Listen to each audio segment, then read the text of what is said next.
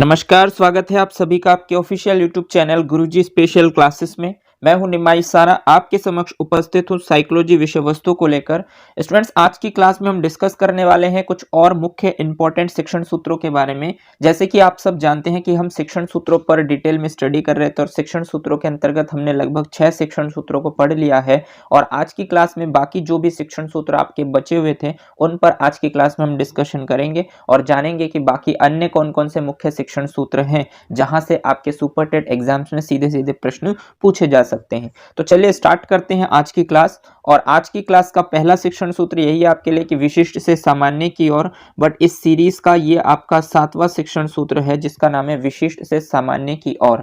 ठीक, तो विशिष्ट से सामान्य की ओर शिक्षण सूत्र स्टूडेंट्स, अगर मैं आपके super TET exam point of view से बात करूं तो सबसे ज्यादा इंपॉर्टेंट है। इसको वेरी वेरी इंपॉर्टेंट लिख लीजिएगा और मार्क कीजिएगा कि यहां से आपके प्रश्न पूछे जाने के चांसेस सबसे ज्यादा है, क्योंकि एग्जामिनर के द्वारा यहां से ज्यादा प्रश्न इसीलिए उठाए जाते हैं क्योंकि ये थोड़ा सा इंपॉर्टेंट बनता है। तो उन सभी बिंदुओं को जहां जहां से आपके एग्जाम्स में प्रश्न पूछे जा सकते हैं उन सभी को मैंने इंक्लूड किया है, ताकि यहां से यदि इस बार भी प्रश्न पूछे जाए तो आपका कहीं से ना मिस हो, ताकि यदि इस बार भी यहां से प्रश्न पूछे जाए तो आप गलत ना करें, आप बिल्कुल सही कर पाएं। तो इसके लिए सभी बिंदुओं को आपको ध्यान से समझना होगा और ये काफी ज्यादा इंपॉर्टेंट है, इसको आपको जरूर पढ़ना होगा।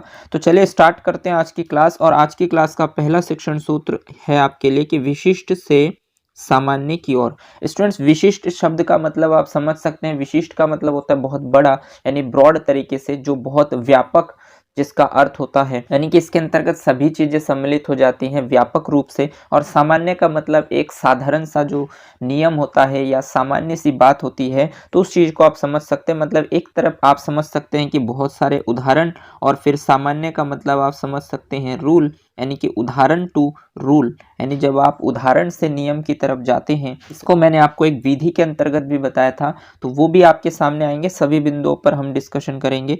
तो देखिए, विशिष्ट से सामान्य की ओर शिक्षण सूत्र, इस सूत्र का आशय यह है कि छात्रों के सामने पहले किसी प्रकरण से संबंधित कई उदाहरण प्रस्तुत करना चाहिए, फिर उन्हीं उदाहरणों की सहायता से सिद्धांत या नियम स्पष्ट करने चाहिए। स्टूडेंट, थोड़ा सा टाइपिंग एरर है, यहाँ पर ये एरो का साइन नहीं आएगा, ध्यान रखिएगा। ये एक ही पॉइंट है कि विशिष्ट से सामान्य की ओर शिक्षण सूत्र का आशय यह है कि छात्रों के सामने पहले किसी प्रकरण से संबंधित कई उदाहरण प्रस्तुत करने चाहिए। यानी कि जो छात्र होते हैं आपके सामने, जब आप टीचिंग प्रोसेस करेंगे तो आप इस बात को ध्यान रखेंगे कि आप कोई भी विशेष प्रकरण को, विशेष टॉपिक को जब आप पढ़ा रहे होते हैं तो छात्रों के सामने आपको कई उदाहरण प्रस्तुत करने चाहिए। फिर उन्हीं उदाहरणों की सहायता से सिद्धांत या नियम, यानी कि जब आप बहुत सारे उदाहरण प्रस्तुत करेंगे बच्चों के सामने तो उन्हीं उदाहरणों की सहायता से आप एक सिद्धांत या फिर एक नियम को क्या करेंगे, स्पष्ट करेंगे। आप बताने की कोशिश करेंगे कि ये जो मैं आपके सामने उदाहरण प्रस्तुत कर रहा हूँ इसका सिर्फ एक छोटा सा नियम है या इसका एक सिद्धांत है। यदि आप इस सिद्धांत को फॉलो कर लेते हैं तो आप अपने जीवन में अवश्य ही सफल हो पाएंगे। कहने का मतलब, जीवन में सफल का मतलब ही वही है स्टूडेंट्स कि आपको वो टॉपिक बिल्कुल क्लियर हो जाएगा, स्पष्ट हो जाएगा। तो स्टूडेंट्स, यही चीज़ आपके जीवन में भी होती है। आप बहुत सारे मोटिवेशनल थॉट्स पढ़ते हैं या फिर आप बहुत सारे मोटिवेशनल चीज़ों को, वीडियोस देखते हैं, बहुत सारे, जैसे बहुत सारे मोटिवेशनल स्पीकर आपको यूट्यूब पर देखने को मिलते हैं, आप सबको सुनते हैं। तो उससे आपको क्या मिलता है? यदि आप उनके नियम को फॉलो करते हैं, देखिए वो जो भी बातें बताते हैं वो कोई सिद्धांत या नियम ही होते हैं। और यदि वो नियम कौन बनाता है? जब एक व्यक्ति अपने जीवन में संघर्ष करता है और संघर्ष के दौरान वो कुछ हासिल करता है, कुछ अचीव करता है, तो उसके बाद वो सोचता है कि ये शायद मैंने इस कार्य को इस तरीके से किया होगा तभी मैं आज इस पोजीशन पे पहुंच पाया हूं। तो वो कहीं ना कोई एक नियम जरूर बना देता है और उस नियम को मोटिवेशनल स्पीकर रीड करते हैं और फिर उसको जो है आगे डिलीवर करते हैं। वो स्वयं भी उसको फॉलो करते हैं और दूसरों को भी बताते हैं। जो लोग उनकी बातों को फॉलो करते हैं वो जीवन में अपने लक्ष्य तक पहुंच जाते हैं अवश्य ही, और जो नहीं फॉलो करते वो जीवन में आगे नहीं बढ़ पाते, कहीं ना कहीं वो रुक जाते हैं। तो कहने का मतलब मेरा ये है कि जब आप किसी कक्षा में पढ़ाने के लिए जाते हैं और जब आप कक्षा में पढ़ाते हैं अपने बच्चों के सामने,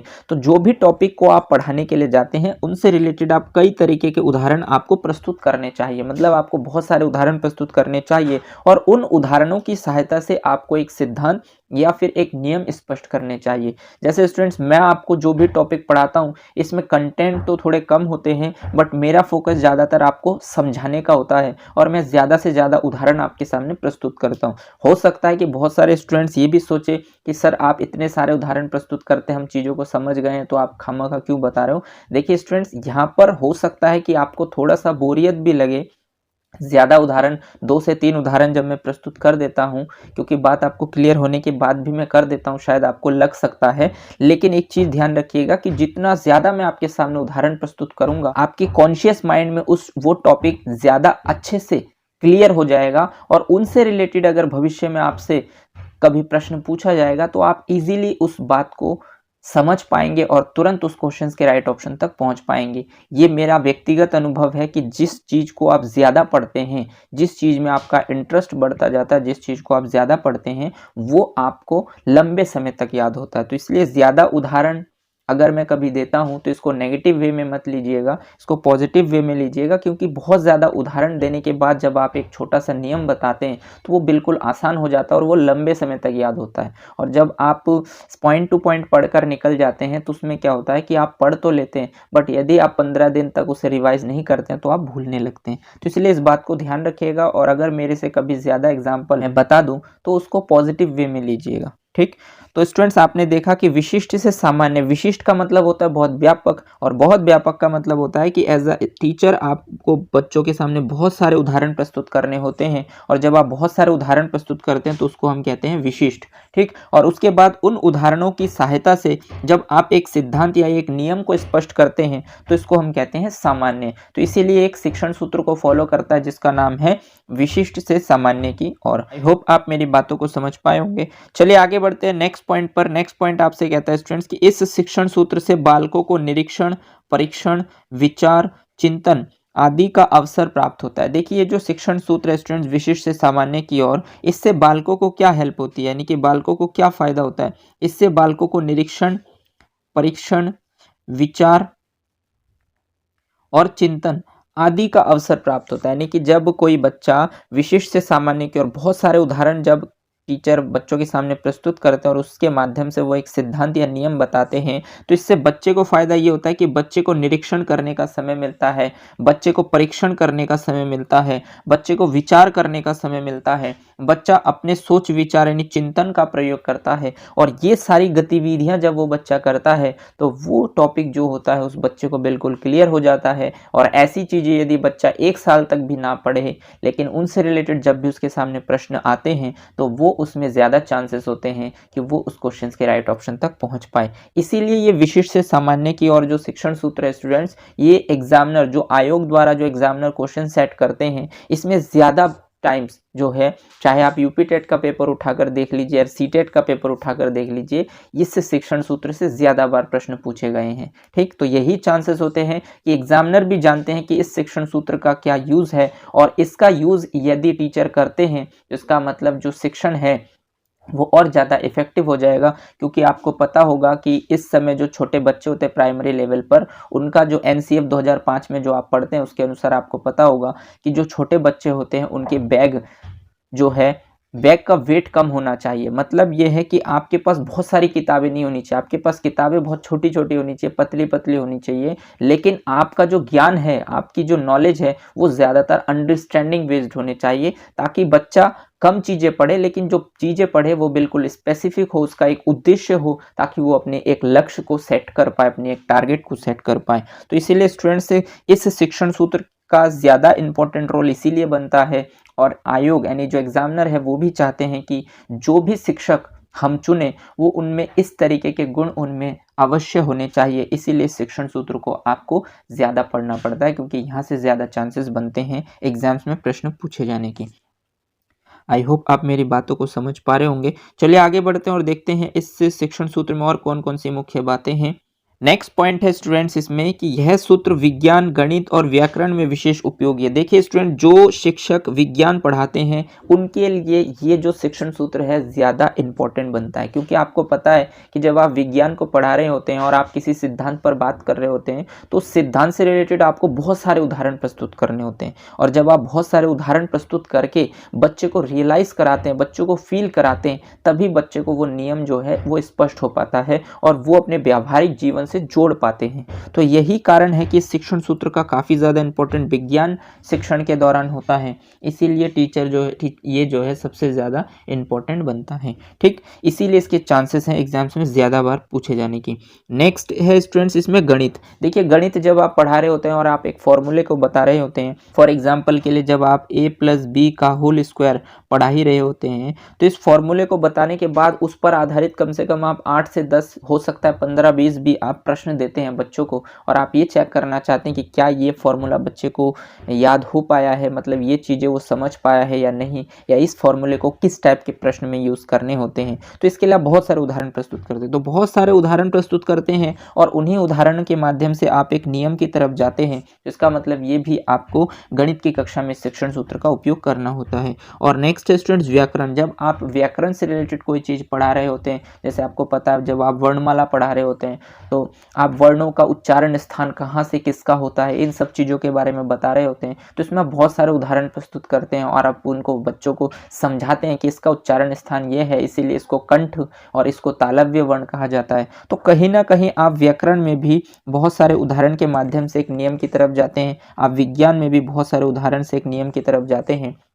इसीलिए ये शिक्षण सूत्र काफ़ी ज़्यादा इम्पोर्टेंट बनता है, क्योंकि इसका यूज़ कहीं ना कहीं आप अपने शिक्षण प्रक्रिया के दौरान अवश्य ही करते हैं, और ये चीज़ जब आप करेंगे तो आपका टीचिंग प्रोसेस जो होगा वो इफ़ेक्टिव होगा, बच्चे को समझ में ज़्यादा से ज़्यादा आएंगे, और इसीलिए आयोग द्वारा भी इस टॉपिक से ज़्यादा प्रश्न पूछे जाने के चांसेस बनते हैं। आई होप आप मेरी बातों को समझ पाए होंगे। नेक्स्ट पॉइंट है स्टूडेंट्स, आगमन विधि में भी इस शिक्षण सूत्र का प्रयोग किया जाता है। देखिए आगमन विधि, जब स्टूडेंट्स मैंने आपको शिक्षण कौशल के अंतर्गत शिक्षण कौशल एवं शिक्षण की विधियां टॉपिक को पढ़ा रहा था, तो उस दौरान मैंने आपको शिक्षण की विधियों में एक विधि पढ़ाया था जिसका नाम है आगमन विधि।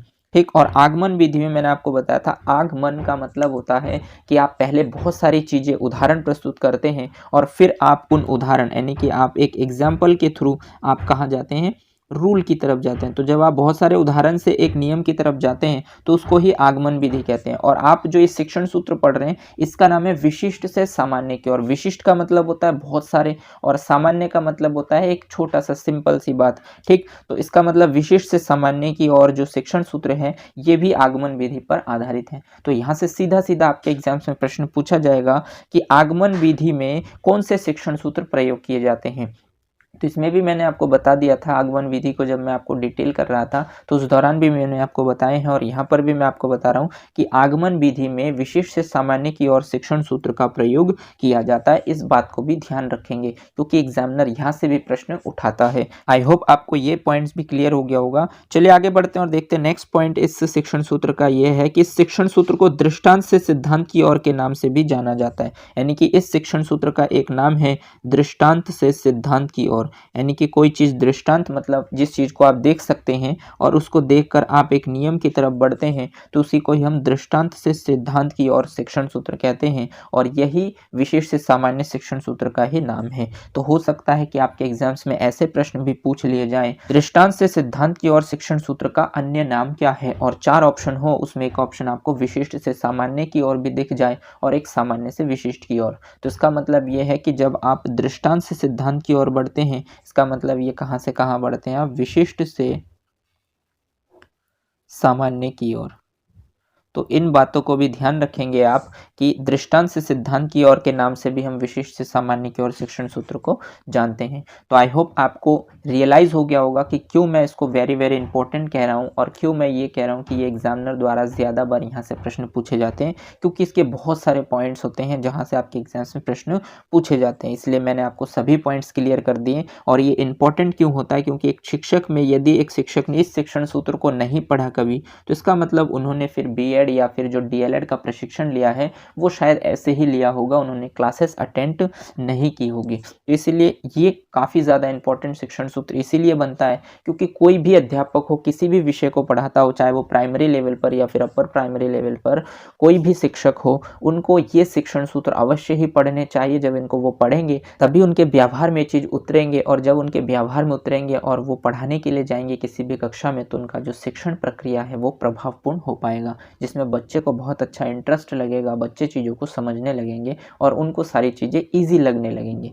कुल मिलाकर बात ये है स्टूडेंट्स कि हमारा ध्येय ये होना चाहिए कि हम जिस भी बच्चे को जिस भी कक्षा में पढ़ा रहे हैं, जिस भी विद्यालय में पढ़ा रहे हैं, तो वहाँ के जो भी बच्चे हैं उनको हमारी बातें जो हैं वो स्पष्ट हो पाए। यदि वो इतने समझदार होते तो वो किताबों से ही पढ़ लेते। हमें क्यों गवर्नमेंट नियुक्त कर रही है इस पोजीशन पर, या इतनी सैलरी हमें क्यों दे रही है, इसके पीछे रीज़न यही है कि आप जो चीज़ें करें वो इस तरीके से करें ताकि बच्चे को हर चीज़ क्लियर हो पाए। उनका बैग बहुत हल्का हो लेकिन उनके पास ज्ञान बहुत व्यापक मात्रा में हो। जो भी चीज़ें वो देखते हैं, जो भी चीज़ें वो पढ़ते हैं, उस चीज़ को अपने व्यावहारिक जीवन में ज़रूर उतार पाएँ। इसलिए शिक्षण सूत्र हमारे लिए ज़्यादा से ज़्यादा इम्पोर्टेंट बन जाता है। आई होप आप मेरी सभी बातों को समझ पाए होंगे। चलिए आगे बढ़ते हैं और देखते हैं नेक्स्ट शिक्षण सूत्र आपके लिए क्या कहता है। नेक्स्ट शिक्षण सूत्र है स्टूडेंट जिसका नाम है विश्लेषण से संश्लेषण की ओर। देखिए, विश्लेषण से संश्लेषण की ओर शिक्षण सूत्र, आपने विश्लेषण विधि को भी पढ़ा होगा लास्ट क्लासेस में और संश्लेषण विधि को भी पढ़ लिया होगा। ठीक, तो यहाँ पर एक शिक्षण सूत्र आता है जिसका नाम होता है विश्लेषण से संश्लेषण की ओर। विश्लेषण का मतलब होता है स्टूडेंट जब आप एनालिसिस करते हैं, मान लीजिए कि आपके सामने 10 प्रश्न होते हैं तो आप उसको क्या करते हैं, एनालिसिस करते हैं कि कौन से टॉपिक से कौन कौन से प्रश्न पूछे गए। और जब आप किसी चीज़ की तैयारी करते हैं और आपने 10 टॉपिक पढ़े और उनके सभी 10 टॉपिक को रिवाइज किया, उनसे रिलेटेड प्रश्नों को रिवाइज किया और फिर उनके बाद आप उनको कंबाइन करके एक अपना टेस्ट लेते हैं, तो इसका मतलब आपने सभी 10 टॉपिक को संश्लेषित किया, यानी कि इकट्ठा किया। तो कहने का मतलब ये है कि जब आपके सामने एक पूरी कंप्लीट चीज़ होती है और आप उसमें छटाई करते हैं, छांटते हैं, तो उसको हम विश्लेषण कहते हैं, नहीं एनालिसिस कहते हैं। और जब आप सारी बिंदुओं को एक साथ जोड़ते हैं, इंक्लूड करते हैं, तो उसको संश्लेषण कहते हैं, नहीं सिंथेसिस कहते हैं। तो एक शिक्षण सूत्र है जिसका नाम है विश्लेषण से संश्लेषण की ओर। तो विश्लेषण से संश्लेषण की ओर शिक्षण सूत्र का यूज़ हमारे लिए क्या है या इसका आशय क्या है? तो इस सूत्र का आशय यह है कि किसी घटना तथ्यों की जानकारी पहले समग्र रूप में कराकर फिर उसके विविध भागों को विश्लेषण द्वारा स्पष्ट किया जाता है। यानी कि किसी घटना या तथ्य, जो भी घटना या तथ्य होते हैं, उसकी जानकारी पहले समग्र रूप में कराकर, यानी कि पहले तो हमें उसकी जानकारी कंप्लीट लेनी चाहिए और फिर उसके विविध भाग, यानी कि जो उसके अन्य अन्य पार्ट होते हैं, उसको विश्लेषण द्वारा स्पष्ट करना चाहिए। उसके बाद उन भागों को आपस में जोड़कर पूरी जानकारी कराकर निष्कर्ष तक पहुंचा जाता है। यानी कहने का मतलब स्टूडेंट्स ये है कि जब आप विश्लेषण से संश्लेषण की ओर जाते हैं, यानी कि सबसे पहले तो आप उसको विश्लेषण करते हैं, यानी कि कोई भी घटना हो या कोई भी फैक्ट्स हो, कोई भी तथ्य हो, यदि आपके सामने कोई जानकारी आते हैं तो आपको सबसे पहले उसको कंप्लीटली समग्र रूप में उस जानकारी को पहले आपको क्या करना होता है, इकट्ठा करना होता है कि आपने क्या देखा है, क्या घटनाएं हुई है, उस समग्र बात को आप समझते हैं। उसके बाद फिर उसके विविध भाग, जो उसके अन्य अन्य भाग हैं, उसका विश्लेषण करते हैं कि कौन से भाग में आपकी कमी रह गई, उसको स्पष्ट करते हैं। और उसके बाद उन भागों को आपस में जोड़कर, जो भी कमियां रह गई और जिनमें अच्छाइयाँ थी, उन सभी को आपस में जोड़कर जब आप पूरी जानकारी कराकर एक निष्कर्ष तक पहुंचते हैं, यानी कि जब आप पूरी जानकारी को इकट्ठा करते हैं और एक निष्कर्ष तक पहुंचते हैं, तो इसी को ही हम विश्लेषण से संश्लेषण की ओर कहते हैं। कहने का मतलब ये स्टूडेंट्स कि जब आप शिक्षण प्रक्रिया में, जब आप अपनी कक्षा में शिक्षण प्रक्रिया करते हैं और आप एक टॉपिक को पिछले 4 या 5 दिन से पढ़ा रहे हैं और उस टॉपिक को आपने कंप्लीट कर लिया और उसके बाद आपने एक टेस्ट ऑर्गेनाइज कर दिया बच्चों के सामने, आपने उनका एक टेस्ट ले लिया, परीक्षण ले लिया, और आपने टेस्ट चेक करने के बाद देखा कि कुछ बच्चों के मार्क्स अच्छे आए हैं, कुछ बच्चों के मार्क्स एवरेज आए हैं और कुछ बच्चों के मार्क्स थोड़े से कम आए हैं, तो आपको डिफ्रेंशिएट हो गया होगा कि जिस बच्चे के मार्क्स ज़्यादा आए हैं वो बच्चे को शायद ज़्यादा समझ आया होगा या वो उसे बात पूरी समझ आ गई होगी, और जिसके थोड़े से एवरेज हैं उसने शायद पूरा ध्यान नहीं दिया होगा, और जिस बच्चे के बहुत कम हैं शायद उसको कोई और प्रॉब्लम होगी। तो इन सभी घटनाओं को जब आप समग्र रूप में देखते हैं और फिर आप उसके भागों को विश्लेषण करते हैं कि क्यों इसके ज़्यादा मार्क्स आए, क्यों इसके कम मार्क्स आए। अगर सभी के कम आते तो इसका मतलब हो सकता है कि आपने शायद सही तरीके से नहीं समझाया होगा, लेकिन जब किसी बच्चे के ज़्यादा मार्क्स आ रहे हैं, किसी के कम आ रहे हैं, तो आपने विश्लेषण किया कि शायद इस बच्चे ने ध्यान से मुझे सुना होगा, इस बच्चे ने मुझे टाइम दिया होगा, और जिस बच्चे के मार्क्स कम आए हो सकता है कि उस बच्चे ने मुझे ध्यान से ना सुना हो। तो इस तरीके से आपने एक विश्लेषण किया और उन विश्लेषण के बाद आपने फिर से उस टॉपिक को एक बार और रिवाइज करा, पूरी जानकारी को अच्छे से रिवाइज कराया, और उसके बाद फिर से आपने एक टेस्ट ऑर्गेनाइज किया और आप एक निष्कर्ष तक पहुंचे। तो कहने का मतलब, जब आप चाहते हैं कि आप बच्चों का डेवलपमेंट करना चाहते हैं तो उसके लिए आप सबसे पहले विश्लेषण करते हैं, और फिर उन्हीं विश्लेषण के आधार पर आप अपनी कमियों को छांटते हैं कि कहाँ पर कमी रह गई होगी, और उस कमी को जब आप पूरा करते हैं और फिर से कंप्लीटली दोबारा से ट्राई करते हैं सारी चीज़ों को इकट्ठा करके, तो इसी को ही कहा जाता है संश्लेषण। यानी कि आप इस टेक्निक को जो फॉलो कर रहे हैं, इसको नाम दिया गया है विश्लेषण से संश्लेषण की ओर।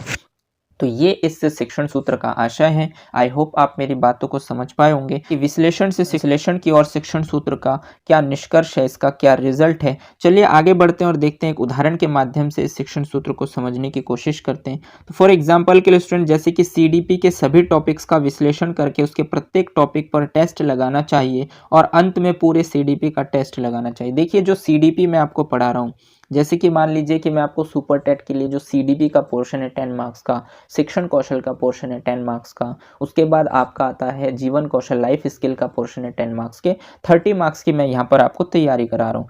तो ये सभी मैं मान लीजिए एक सीडीपी के अंतर्गत ही काउंट कर रहा हूँ, कि इसीलिए मैंने सबसे पहले आपको सीडीपी के सभी टॉपिक्स, जितने भी टॉपिक्स हैं आपके, जो आपके सुपर टेट के लिए जो साइकोलॉजी के टॉपिक्स है, सभी को मैंने आपको बताया एक सिलेबस वाले वीडियो के माध्यम से, और मैंने उसका विश्लेषण किया। ठीक, सभी टॉपिक्स का विश्लेषण किया कि आपके सुपर टेट में साइकोलॉजी के अंतर्गत क्या क्या चीज़ें पूछी जाएंगी, कितने भागों में टॉपिक्स को पूछे जाएंगे, उन सभी को मैंने आपको बताया उसका विश्लेषण करके। फिर मैंने आपको ये भी बताया कि मैं जो है, जब मैं आपको तैयारी कराऊंगा तो सबसे पहले एक एक टॉपिक को कंप्लीट करेंगे, और हर एक टॉपिक पर, यानी प्रत्येक टॉपिक पर हम क्या करेंगे, टेस्ट लगाएंगे। तो आप प्रैक्टिस सेट लगाते हैं, यानी कि आप सबसे पहले एक टॉपिक को कंप्लीट करते हैं और उसके बाद उस पर टेस्ट लगाते हैं। जैसे अभी हम शिक्षण कौशल के अंतर्गत सेकंड टॉपिक को कर रहे हैं, जिसका नाम है शिक्षण अधिगम के सिद्धांत। तो हम सबसे पहले शिक्षण अधिगम के सिद्धांत को समझ रहे हैं। जैसे ही ये टॉपिक आपका कंप्लीट होगा तो हम एक प्रैक्टिस सेट लगाएंगे, मतलब कुछ प्रश्नों का, चाहे हो सकता है वो 40 प्रश्न हो या 45 प्रश्न हो, तो इस पर हम क्या करेंगे, प्रैक्टिस सेट लगाएंगे, यानी टेस्ट करेंगे, टेस्ट लेंगे, अपना टेस्ट लगाएंगे, और अंत में पूरे सीडीपी का टेस्ट लगाएंगे। यानी कि जिस दिन स्टूडेंट्स आपकी साइकोलॉजी का पूरा सिलेबस, जितने भी टॉपिक आपको सुपर टेट के अंतर्गत दिए गए हैं, इन सभी टॉपिक को जिस दिन हम कंप्लीट कर लेंगे, उसके बाद हम इस टॉपिक पर बेस्ड प्रैक्टिस सेट लगाएंगे। सबसे पहले 2018 का पेपर उठाएंगे और उसके बाद हम 2019 का पेपर उठाएंगे और उनको टेस्ट लगाएंगे, और ये देखेंगे कि हमारी तैयारी कितनी हुई है। यदि हम 2018 के पेपर में बैठते तो क्या हम इन प्रश्नों को कर पाते, या 2019 के पेपर में बैठते तो क्या इन प्रश्नों को तैयार कर पाते। कितने प्रश्न हमारे सही हो रहे हैं, कितने प्रश्न हमारे गलत हो रहे हैं। जो प्रश्न हमारे गलत हो रहे हैं, उन प्रश्नों को हमें दोबारा से उन टॉपिक को रिवाइज करने हैं, उन प्रश्नों को ठीक करने हैं, और जो हमारे ठीक हो रहे हैं उनको तो हम ठीक कर ही रहे हैं। तो कहने का मतलब, इस तरीके से जब आप सीडीपी का पूरा टेस्ट लगाते हैं और आप अपना असेसमेंट के थ्रू जब आप सिंथेसिस करते हैं, मान लीजिए कि आपने 2018 का पहला पेपर लगाया और आपने देखा कि आपके 25 मार्क्स आ रहे हैं, तो आपके जो 5 मार्क्स गलत हो रहे हैं, इस 25 को तो आप छोड़ दीजिए, ये तो आपके सही है। जो 5 क्वेश्चंस गलत हुए हैं, वो कौन कौन से क्वेश्चन गलत हुए हैं, कौन कौन से टॉपिक से वो रिलेट करते हैं, और आप उन टॉपिक को लेते हैं और उसका आप पुनः रिवीजन करते हैं अच्छे से, और उन टॉपिक से रिलेटेड जो भी कंटेंट है उनको दोबारा से रिवाइज करते हैं, उन पर प्रैक्टिस सेट लगाते हैं, और फिर आप दूसरा सेट उठाते हैं 2019 का सुपर टेट का, और उसको सॉल्व करते हैं, और आप अपना असेसमेंट करते हैं कि क्या आप 25 से 26 पहुंचे, या 28 पे पहुंचे, या 29 पे पहुंचे, कहां पर पहुंचे। अगर आपकी कमी रह गई तो उस कमी को आप दोबारा दूर कीजिए। अगर आप अच्छा कर रहे हैं तो उस चीज़ को दोहराते रहिए, रिवाइज करते रहिए, प्रैक्टिस करते रहिए। ये एक स्ट्रेटजी होता है किसी भी एग्जाम को क्रैक करने की। जो वे मैं आपको बता रहा हूँ स्टूडेंट्स, इसको दिल से फॉलो कीजिएगा, आप अपने मिशन में ज़रूर सक्सेस होंगे, इतना मेरा आपसे वादा है। तो आपने इस शिक्षण सूत्र को भी समझ लिया होगा कि विश्लेषण से संश्लेषण की और शिक्षण सूत्र का यूज़ हम कब करते हैं, कैसे करते हैं, हैं और इसका यूज़ करने से हमें क्या फ़ायदा होता है। आई होप यहाँ तक जो भी मैंने आपको बातें बताई वो सब क्लियर हो गए होंगे। चलिए आगे बढ़ते हैं और देखते हैं नेक्स्ट शिक्षण सूत्र आपसे क्या कहता है। तो नेक्स्ट शिक्षण सूत्र है स्टूडेंट्स आपके लिए कि मनोवैज्ञानिक क्रम से तर्क संगत क्रम की ओर। देखिए ये आपका नेक्स्ट शिक्षण सूत्र है जिसका नाम है मनोवैज्ञानिक क्रम से तर्क संगत क्रम की ओर। यानी कि मनोवैज्ञानिक क्रम एक क्रम होता है जिसमें आप साइकोलॉजिकल वे यूज करते हैं और दूसरा होता है आपका तर्क संगत क्रम, यानी कि आप तर्क के माध्यम से वहां तक पहुंचते हैं। तो ये भी एक शिक्षण सूत्र का क्रम है जिसको आपको जानना चाहिए क्योंकि यहाँ से भी आपके एग्जाम्स में प्रश्न पूछे जाते हैं। तो मनोवैज्ञानिक क्रम से तर्क संगत क्रम की ओर शिक्षण सूत्र का क्या आशय है, तो देखते हैं। इस सूत्र का आशय यह है कि शिक्षा में बाल मनोविज्ञान के महत्व के कारण यह माना जाता है कि बालक की शिक्षा उसकी रुचियों, रुझानों, क्षमताओं के अनुसार प्रदान करनी चाहिए और जैसे जैसे उसके ज्ञान का विकास होता जाए उस विषय का तार्किक व क्रमबद्ध ज्ञान प्रदान किया जाए। यानी कि शिक्षण सूत्र का मतलब क्या है स्टूडेंट्स कि शिक्षा में बाल मनोविज्ञान का महत्व। देखिए जो शिक्षा में, जो एजुकेशन में आप बाल मनोविज्ञान को पढ़ रहे हैं, इसका महत्व आपको यहाँ से क्लियर हो जाएगा कि आप इस विषय को क्यों पढ़ रहे हैं।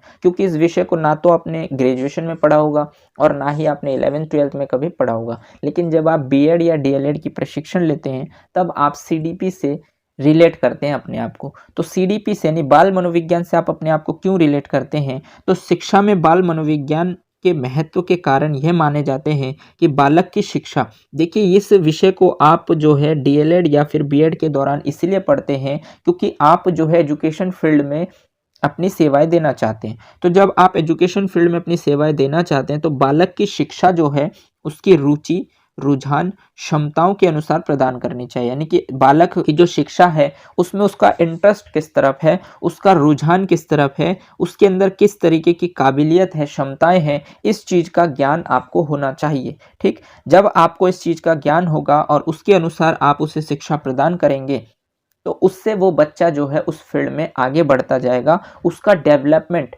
अन्य फील्ड के मुकाबले में कई गुना बेहतर हो पाएगा। जैसे जैसे उसके ज्ञान का विकास होता जाए और जैसे जैसे आपको लगता है कि उसका ज्ञान का विकास हो रहा है तो उस विषय का तार्किक व क्रमबद्ध ज्ञान प्रदान किया जाना चाहिए। यानी कि जैसे जैसे वो अपने उस फील्ड में आगे बढ़ता जाएगा उस विषय के प्रति उसका तार्किक व क्रमबद्ध ज्ञान, यानी कि जो उस विषय से रिलेटेड ज्ञान होने चाहिए उनको एक क्रम में उसको देना है और उसका एक रीजन भी उस बच्चे को बताना है कि आप इस विषय को क्यों पढ़ रहे हैं, इसके पीछे का क्या रीजन है। फॉर एग्जांपल के लिए स्टूडेंट्स मैं आपको बता दूं कि मनोवैज्ञानिक क्रम से तर्क संगत क्रम की ओर जो शिक्षण सूत्र है इसमें जो बताया गया कि बाल मनोविज्ञान का महत्व ये है, यानी कि बाल मनोविज्ञान विषय को आप क्यों पढ़ते हैं। तो जब आप किसी बालक को शिक्षा देना चाहते हैं तो आपको ये पता होना चाहिए कि उसकी रुचि, उसका रुझान और उसकी क्षमताएं किस तरफ है। फॉर एग्जाम्पल के लिए स्टूडेंट्स मैं आपको बता दूं कि जैसे सचिन तेंदुलकर हैं, तो सचिन तेंदुलकर जो है वो क्रिकेट के गॉड माने जाते हैं, लीजेंड है,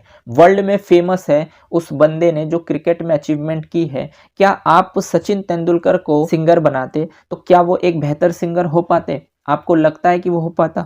बिल्कुल भी नहीं हो पाता। क्यों? क्योंकि स्टूडेंट्स उसकी रुचियां जो है वो स्पोर्ट्स में है, तो वो सिंगर में कैसे बनेगा। यानी कि उसकी जो रुझान है, उसकी जो क्षमताएं हैं वो क्रिकेट की तरफ ज्यादा है। उसको आप दूसरा फील्ड देंगे तो वो अपने फील्ड में कैसे कामयाब हो पाएगा। तो इसीलिए जो आप बाल मनोविज्ञान विषय को पढ़ रहे हैं, चाहे आप सुपर टेट के दौरान पढ़ रहे हैं या फिर यूपी टेट या सी टेट के दौरान पढ़ते हैं या जब भी आप प्रशिक्षण लेते हैं तब आपको ये विषय अलग से पढ़ना होता है। तो इसके पीछे कारण यही है स्टूडेंट्स कि आपके पास जो ज्ञान है, जो आप ग्रेजुएशन या पोस्ट ग्रेजुएशन करते हैं तो आपके पास पर्याप्त है, बट आप यदि एजुकेशन फील्ड में जाना चाहते हैं, आप एक टीचर बनना चाहते हैं तो फिर आपको और भी कुछ बारीकियों को समझना होगा जो बच्चों के डेली व्यवहार से रिलेट करते हो। तो आपको यदि बालकों को यदि आप शिक्षा देना चाहते हैं तो आपको बालक को देखकर, उसकी हैबिट्स को देखकर, आप जब उससे 1 महीना, 1.5 महीना, 2 महीना उसके साथ कांटेक्ट रखेंगे, अपना संबंध रखेंगे, तो आप उसकी रुचि, उसके रुझान, उसके अंदर क्या काबिलियत है, क्या क्षमताएं हैं,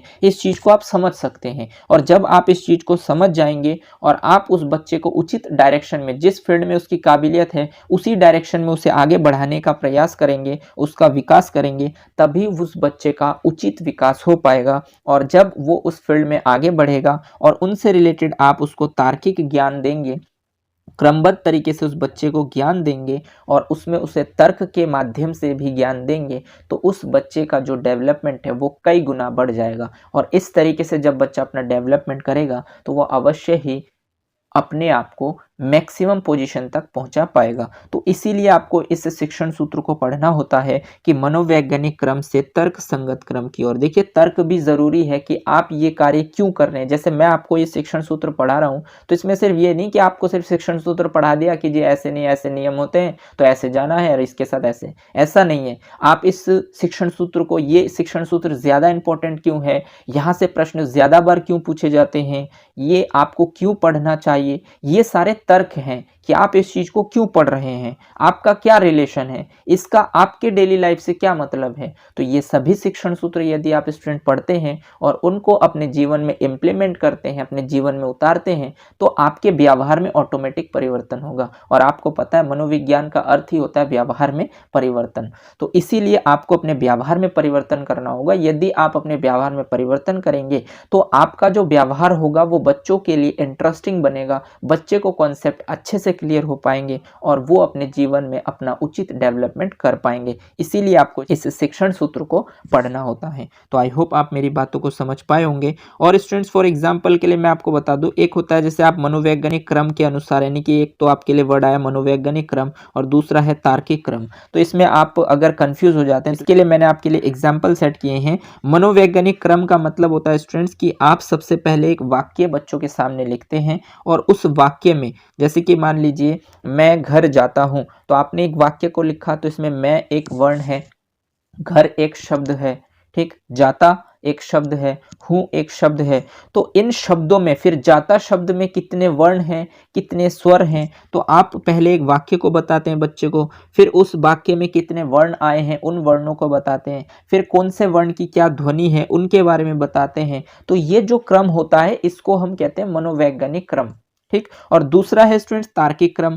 तार्किक क्रम का मतलब देखिए क्या होता है कि आप सबसे पहले बच्चे को ध्वनि का ज्ञान कराते हैं, उसके बाद आप बच्चे को वर्ण का ज्ञान कराते हैं और उसके बाद अंत में आप वाक्य को सिखाते हैं। फॉर एग्जाम्पल के लिए यदि मैं आपको बता दूं तो जब आपने अपनी एजुकेशन स्टार्ट की होगी तो आप तार्किक क्रम से आगे बढ़े होंगे। इसके लिए स्टूडेंट्स मैं आपको एक एग्जाम्पल के थ्रू समझाने की कोशिश करता हूं कि जब आपने अपनी एजुकेशन को स्टार्ट की होगी और आप नर्सरी एलकेजी क्लासेस में, प्ले स्कूल में जब आपने पढ़ाई की होगी, ज़्यादातर बच्चे तो प्ले स्कूल में पढ़े भी नहीं होंगे, हो सकता है वो फर्स्ट क्लास से ही एडमिशन लिए हों या फर्स्ट से पहले ही एडमिशन लिए हों, ठीक। तो इसमें क्या होता है कि आप जब अपनी एजुकेशन को बिल्कुल स्टार्ट कर रहे होते हैं, एकदम प्रारंभिक स्टेज पर होते हैं, तो सबसे पहले आपको क्या किया जाता है, आपको हिंदी की भाषा के लिए आपको एक बुक दी जाती है जिसमें आप जो है वर्णमाला को पढ़ते हैं और इंग्लिश के लिए आप जो लेटर्स है इनको पढ़ते हैं, ABCD वगैरह पढ़ते हैं। तो उसमें क्या होता है कि आप सबसे पहले क्या करते हैं, साउंड करते हैं, ए या फिर कै कबूतर, तो आप सबसे पहले क्या करते हैं, साउंड करते हैं।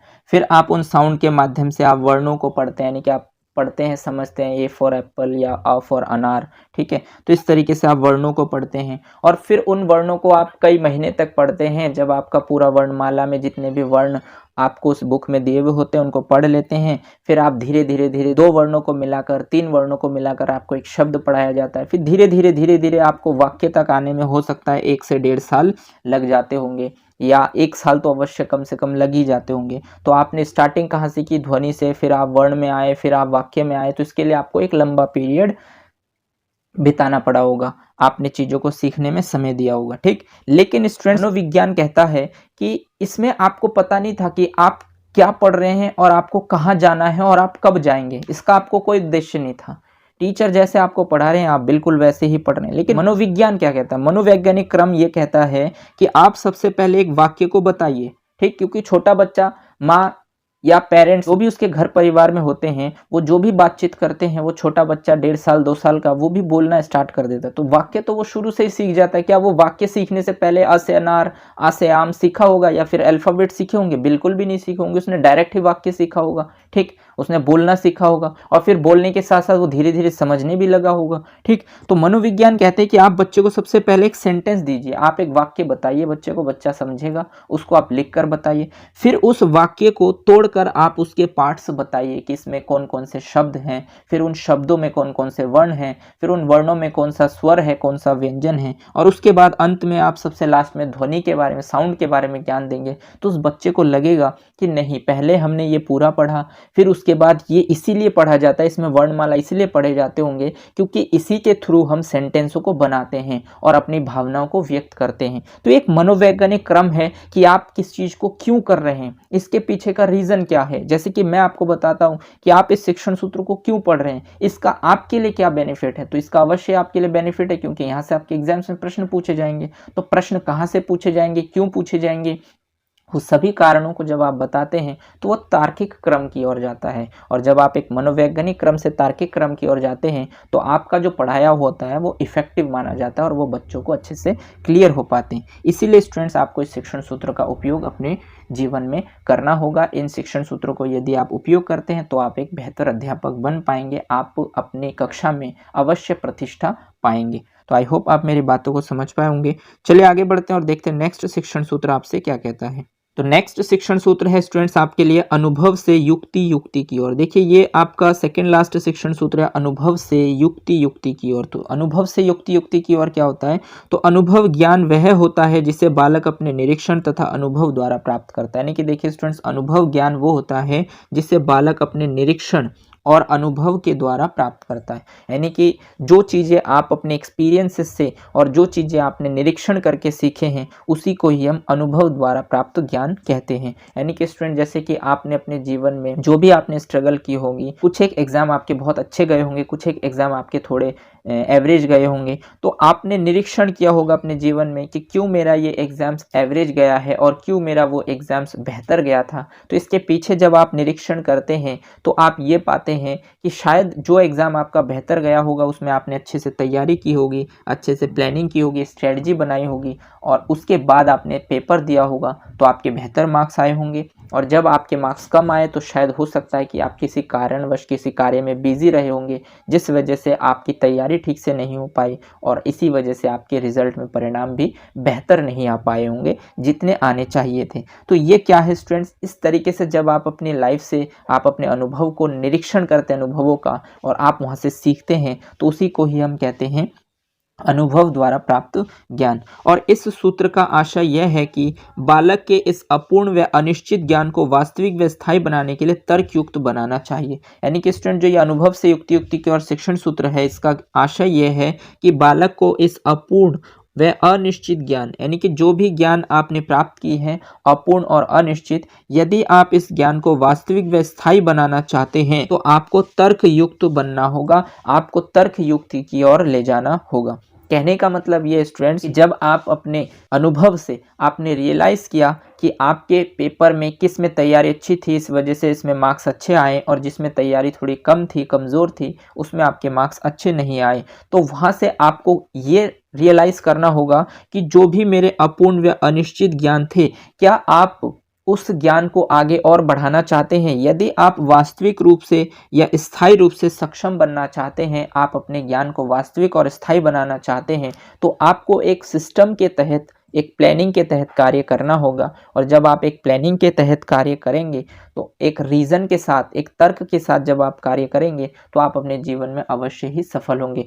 फॉर एग्जाम्पल के लिए मैं आपको बता दूं स्टूडेंट्स, जैसे कि अभी आप सुपर टेट की तैयारी कर रहे हैं, ठीक, तो यदि आप पहली बार सुपर टेट की तैयारी कर रहे हैं और आप दूसरे बच्चों के जो भी क्वालिफाई करते हैं उनके स्ट्रेटजी को सुनते हैं, जो बहुत सारे एग्जाम्स में अच्छा मार्क्स गेन करते हैं, आप उनकी स्ट्रेटजी को सुनते हैं, उनको फॉलो करते हैं और आप उसको फॉलो करते हुए आगे बढ़ते हैं और जैसे जैसे उन्होंने अपनी प्लानिंग सेट की होगी उसी हिसाब से आगे बढ़ते हैं और एक प्लानिंग के तहत कार्य करते हैं, तो आप अपने सुपर टेट एग्जाम में भी अवश्य सफल होंगे। और यदि आप उनको फॉलो नहीं करते हैं और आप अपने ही हिसाब से चलते हैं तो हो सकता है आपको ये ना पता हो कि आप सही चल रहे हैं, आपकी स्पीड सही है या फिर आप काफ़ी स्लो है। हो सकता है कि आप पहले अटेम्प्ट में जो है वो परिणाम हासिल ना कर पाए जो आपको, आपकी इच्छा है।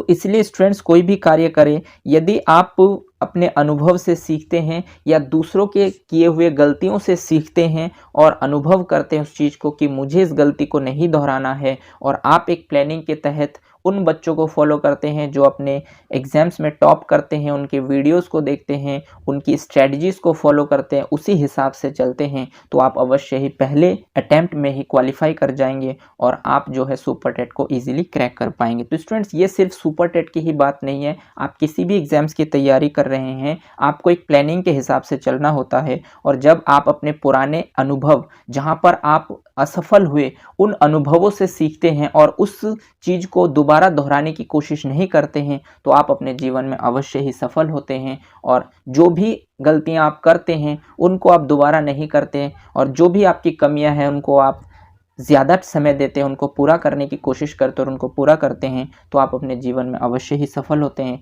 इसीलिए कहा गया है कि अनुभव से युक्ति, युक्ति की ओर, यानी कि जो भी मिस्टेक्स आपसे हो जाए, उन मिस्टेक से जब आप सीखते हैं और उस चीज़ को दोबारा अपने जीवन में नहीं दोहराते हैं, और जो अच्छाइयाँ हैं, जो पॉजिटिव पॉइंट्स हैं, उनको आप अपने जीवन में बार बार दोहराते रहते हैं, तो इससे आपका जो शिक्षण प्रक्रिया है या आपका जो कार्य है वो सही दिशा में चल पाता है। तो इस चीज़ को भी आपको अपने शिक्षण के दौरान उपयोग करना होता है। तो इसीलिए आपको इस शिक्षण सूत्र से भी परिचित होना पड़ता है, अनुभव से युक्ति, युक्ति की ओर। तो आई होप आप मेरी बातों को समझ पाए होंगे और अनुभव से युक्ति, युक्ति की ओर शिक्षण सूत्र को भी समझ पाए होंगे। चलिए आगे बढ़ते हैं और देखते हैं नेक्स्ट शिक्षण सूत्र और लास्ट शिक्षण सूत्र आपके लिए क्या है। तो लास्ट शिक्षण सूत्र आपके इस टॉपिक का स्टूडेंट्स है प्रकृति का अनुसरण, यानी प्रकृति का अनुसरण, यानी कि नेचर का क्या अनुसरण है। तो इस सूत्र का आशय यह है कि बालक की शिक्षा दीक्षा उसकी प्रकृति के अनुसार होनी चाहिए। यानी कि स्टूडेंट्स प्रकृति का अनुसरण जो शिक्षण सूत्र है, इसका सीधा सीधा आशय यह है कि बालक की जो शिक्षा दीक्षा है, यानी कि जो बालक का एजुकेशन है, वो उसकी प्रकृति के अनुसार होनी चाहिए, यानी कि जैसा उसका नेचर होगा उसको वैसे ही एजुकेशन मिलने चाहिए। यदि आप उसके प्रकृति के अनुसार उसे शिक्षा देंगे तो वो फिर अपने व्यवहार को समायोजित कर पाएगा। वो अपने व्यवहार को जब समायोजित कर पाएगा तो उसका इंटरेस्ट डेवलप होगा, और जब उसका इंटरेस्ट डेवलप होगा उस चीज़ के प्रति, तो वो अपने जीवन में अवश्य ही आगे बढ़ेगा। अतः शिक्षक को बच्चों को सिखाते समय उनकी आयु, मानसिक आयु स्तर, क्षमता, रुचि को सदैव ध्यान में रखना चाहिए। यानी कि जो शिक्षक होते हैं, जब एज अ टीचर आप बच्चों को सिखाते हैं तो आपको उस बच्चे की आयु, यानी कि उसकी एज कितनी है, और उसकी एज के अकॉर्डिंग उसका जो मेंटल स्तर है, यानी कि जो मानसिक स्तर है वो कितना है, उसकी क्षमताएं कितनी हैं, उसकी रुचियां किस में है, वो सदैव आपको ध्यान में रखना होगा। यदि आप इन बातों को ध्यान में रखते हैं तो आप उसकी प्रकृति को समझ पाएंगे, और उसकी प्रकृति से रिलेटेड, वो जैसे माहौल से वो बच्चा बिलोंग करता है, उनसे रिलेटेड आप उसके सामने उदाहरण प्रस्तुत करेंगे, तो उसका कहीं ना कहीं इंटेंशन, उसका कंसंट्रेशन सही डायरेक्शन में लग पाएगा। वो चीज़ों को समझ पाएगा कि एजुकेशन क्यों ज़रूरी है, हमें एजुकेशन क्यों लेना चाहिए, इससे हम क्या, हमें फ़ायदा हो सकता है, और इसे ना लेने से हमें क्या नुकसान हो सकते हैं। तो जब वो इन सभी चीज़ों को समझेगा, उसका इंटरेस्ट धीरे धीरे डेवलप होगा, तो उसका जो डेवलपमेंट है वो सही डायरेक्शन में हो पाएगा। तो यदि आप एक अध्यापक हैं और आप बच्चों को शिक्षा दे रहे हैं, तो आपको शिक्षण प्रक्रिया के दौरान इस शिक्षण सूत्र का भी ध्यान रखना होगा कि प्रकृति का अनुसरण किस तरीके से करना है। जैसे कुछ बच्चे होते हैं जो शहरी क्षेत्र से बिलोंग करते हैं, कुछ बच्चे होते हैं जो गांव क्षेत्र से बिलोंग करते हैं। तो जो बच्चा जिस क्षेत्र से बिलोंग करते हैं, उस टॉपिक से रिलेटेड उसके सामने उस तरीके के एग्जाम्पल जब आप रखते हैं, तो वो बच्चा अपने आप इंटरेस्ट लेता है, और जब वो इंटरेस्ट लेता है तो उसकी जो रुचियां हैं, उसकी जो क्षमताएं हैं, उसका जो मानसिक स्तर है, उसकी जो आयु है, इन सभी बातों को जब आप ध्यान में रखकर उसके सामने उसके अनुरूप, उसकी प्रकृति के अनुरूप उसे उदाहरण देते हैं, तो उसका इंटरेस्ट जो है उस उदाहरण की तरफ जाता है, और फिर वो उससे रिलेट होता है, उसका इंटरेस्ट डेवलप होता है, और फिर जब वो आगे टॉपिक को समझता है तो वो टॉपिक उससे जो है बिल्कुल क्लियर हो जाता है, स्पष्ट हो जाता है, कोई भी डाउट्स नहीं होता। और जब वो इस तरीके से स्टडी करता है, और इस तरीके से जब आप टीचिंग करते हैं, तो आपकी जो टीचिंग प्रोसेस है वो इफेक्टिव पूर्ण माना जाता है, और बच्चे आपसे जो है वो इंस्पायर होते हैं, और वो अपने जीवन में उचित डेवलपमेंट कर पाते हैं। तो स्टूडेंट्स, इसीलिए आपको इस शिक्षण सूत्र को भी ध्यान रखना होगा कि प्रकृति का अनुसरण समीकरण आपको किस तरीके से करने हैं। तो आई होप अभी तक मैंने जो भी आपको शिक्षण सूत्र बताए हैं उन सभी शिक्षण सूत्रों को ध्यान से